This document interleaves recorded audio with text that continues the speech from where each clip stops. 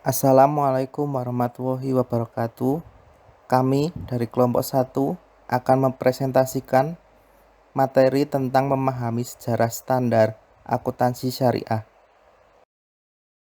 Perkenalkan, anggota kelompok kami 1.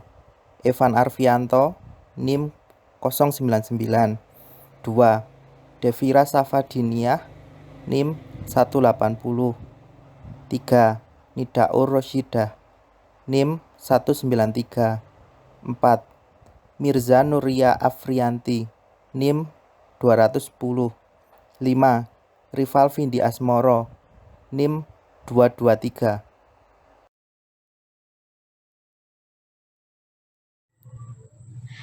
Poin pertama, sejarah standar akuntansi syariah internasional.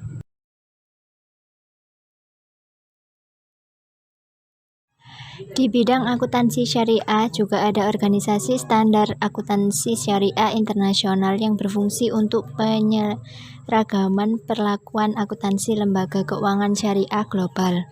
Organisasi standar akuntansi syariah internasional dikenal AAOIV, kepanjangan dari Accounting and Auditing Organization for Islamic Financial Institution. Merupakan organisasi didirikan pada tahun 1991 dan berkedudukan di Bahrain.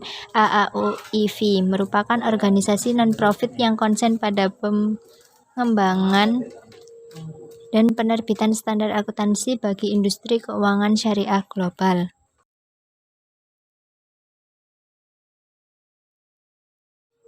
Sejumlah negara berbeda-beda dalam mengadopsi standar yang dikeluarkan oleh AAOIV. Negara Bahrain, Oman, Pakistan, Sudan, dan Suriah menjadikan standar syariah dan standar akuntansi AAOIV sebagai bagian dari peraturan yang wajib untuk diterapkan atau mandatory regulatory. Islamic Development Bank atau IDB juga mengadopsi secara penuh. Indonesia dan Malaysia menjadikan standar syariah dan standar akuntansi AAOIV sebagai dasar pedoman dalam penyusunan standar syariah dan standar akuntansi syariah.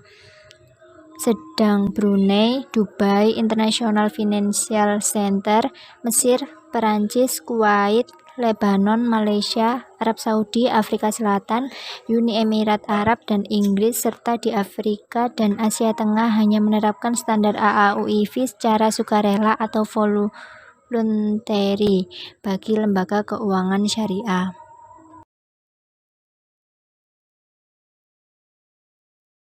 Dunia bisnis tak kalah, semua aktivitas dan sistem akuntansi juga diarahkan untuk memakai acuan akuntansi barat. Hasilnya, akuntansi sekarang menjadi menara gading dan sulit sekali menyelesaikan masalah lokalitas. Akuntansi hanya mengakomodasi kepentingan market atau pasar modal dan tidak dapat menyelesaikan masalah akuntansi untuk UMKM yang mendominasi perekonomian Indonesia lebih dari 90%. Hal ini sebenarnya telah menegasikan sifat dasar lokalitas masyarakat Indonesia. Mula Warman 2006b.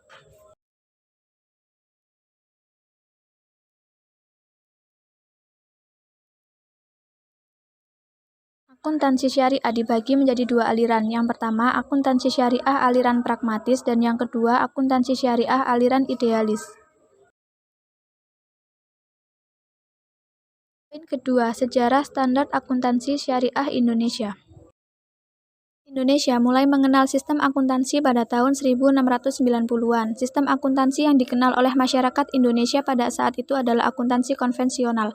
Akuntansi konvensional yaitu sistem yang berfokus pada pelaksanaan penjagaan investasi yang diberikan oleh investor kepada suatu perusahaan untuk menghasilkan laba yang sebesar-besarnya. Berkembangnya sistem akuntansi syariah di Indonesia ditandai dengan berdirinya lembaga-lembaga syariah, khususnya Bank Umum Syariah atau BUS, Bank Umum Syariah yang pertama yaitu Bank Muamalat Indonesia atau BMI. Beberapa tokoh Islam yang berpengaruh dalam berkembangnya sistem akuntansi syariah di Indonesia diantaranya Ikatan Cendekiawan Muslim Indonesia atau ICMI dan Majelis Ulama Indonesia atau MUI. Akuntansi bank syariah baru dikembangkan pada tahun 1999. Bank Indonesia sebagai tindakan membentuk tim penyusunan PSAK Bank Syariah yang tertuang dalam Surat Keputusan Gubernur Bank Indonesia Nomor 1/16/Kep DGB-1999 yang meliputi unsur-unsur komponen Bank Indonesia, Ikatan Akuntansi Indonesia, Bank Muamalat Indonesia, dan Departemen Keuangan. Hal tersebut merupakan implementasi dari Undang-Undang Nomor 10 Tahun 1998. Dengan demikian, banyak penelitian yang meyakini bahwa perkembangan praktik dan teori akuntansi syariah di Indonesia dipelopori oleh terbentuknya Bank Syariah.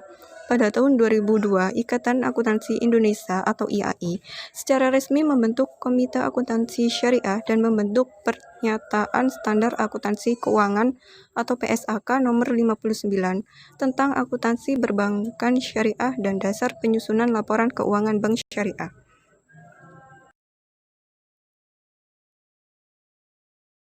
Poin 3. Standar akuntansi syariah berlaku. Yang meliputi kerangka dasar penyusunan dan penyajian laporan keuangan syariah, PSAK 101 penyajian laporan keuangan syariah, PSAK 102 akuntansi muralaba H, PSAK 103 akuntansi salam, PSAK 104 akuntansi istisna, PSAK 105 akuntansi mudharabah, PSAK 59 akuntansi perbankan syariah, PSAK 106 akuntansi musyarakah. Selanjutnya ISAK 102 penurunan nilai piutang muralaba, PSAK 108 akuntansi transaksi akuntansi syariah, PSAK 107 akuntansi ijarah, PSAK 110 akuntansi sukuk, PSAK 109 akuntansi zakat dan infak atau sedekah, PSAK 112 akuntansi wakaf, ISAK 101 pengakuan pendapatan murabah, tangguhan tanpa resiko signifikan terkait kepemilikan persediaan, dan yang terakhir PSAK 111 akuntansi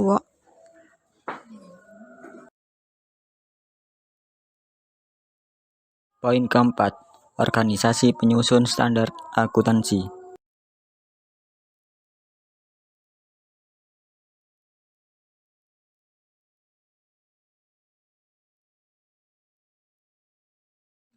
Organisasi penyusun standar akuntansi.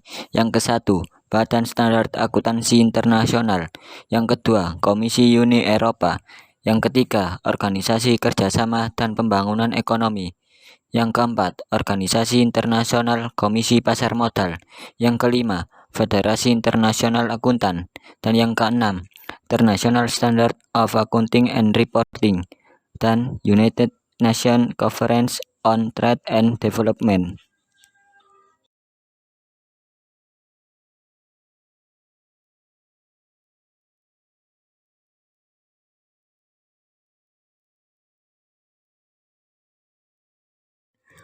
Sekian dari kelompok kami. Mohon maaf apabila ada kekurangan atau kesalahan.